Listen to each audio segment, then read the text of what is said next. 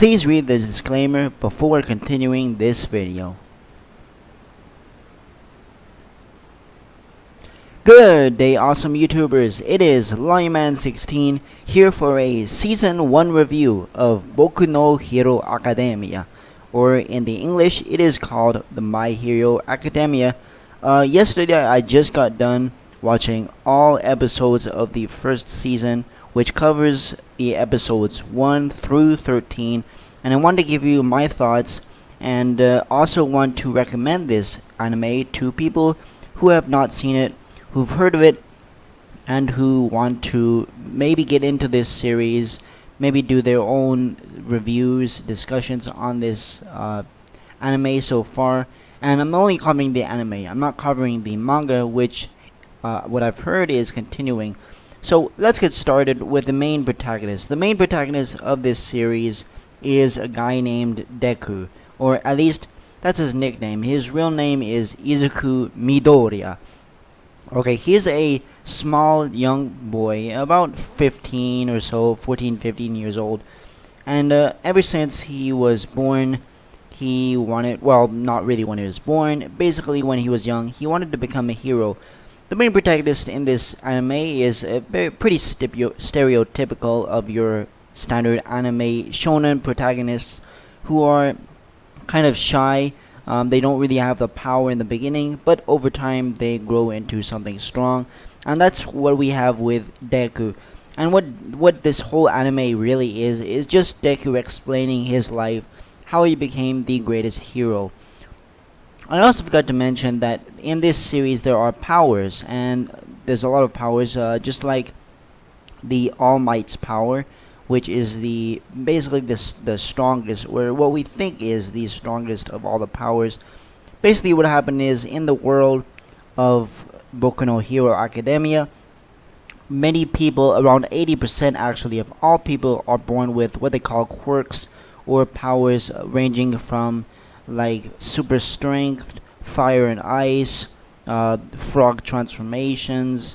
You know, they got all kinds of crazy powers, and the one that All Might has is the so-called the strongest. And that's how Deku gets his power, because obviously he was not born with the power. All Might is basically the mentor of the entire series. He's kind of the mentor to Deku, just like, you know, mentors like Obi-Wan was to Anakin, or in the case of, like, let's say for example, One Punch Man, it would be, you know, like Saitama to comparison to like Genos. It's a lot of like that. I gotta say that All Might is a pretty stereotypical of your average, well, protagonist help. He's kind of like, in that sense, he's a very good mentor, but he still has good intentions.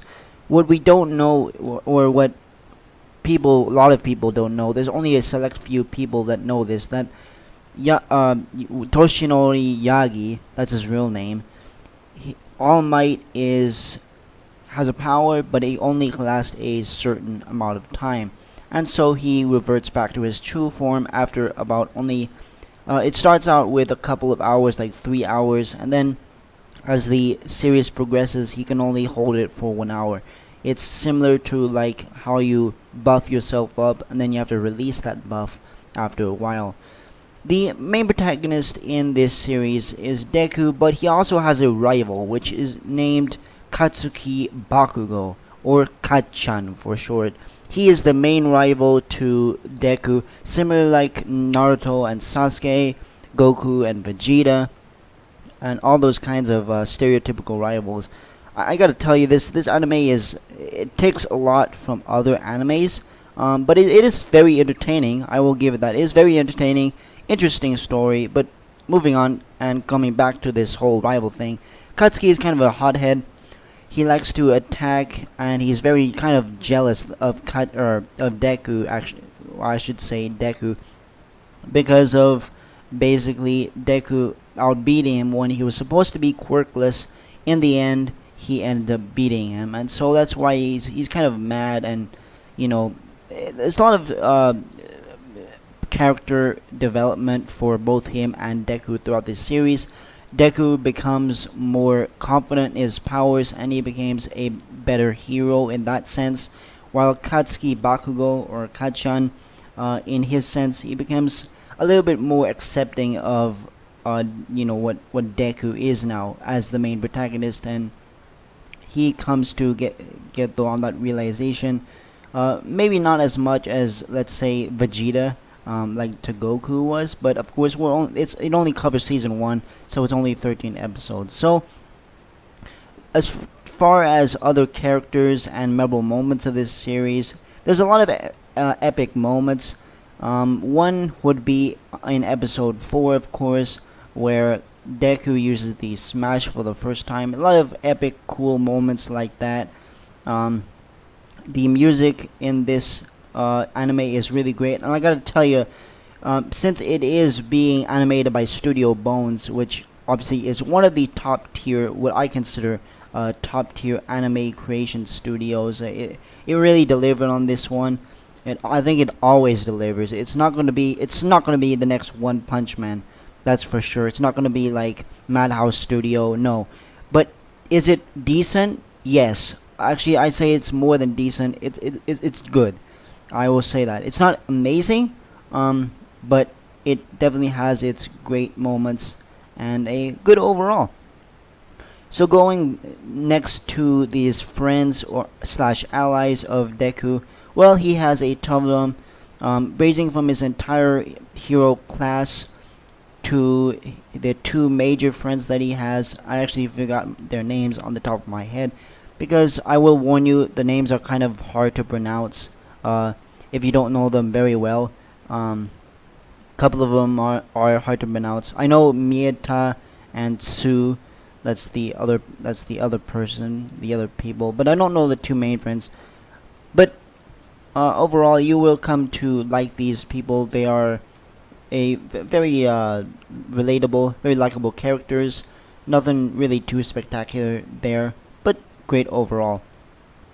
So, would I recommend this series to a friend? Yes, I would. I wouldn't say it was as great as One Punch Man or other animes. I will say it is better than some, worse than others. You have to understand that Boku no Hero Academia is not supposed to be the next One Punch Man. That's for sure.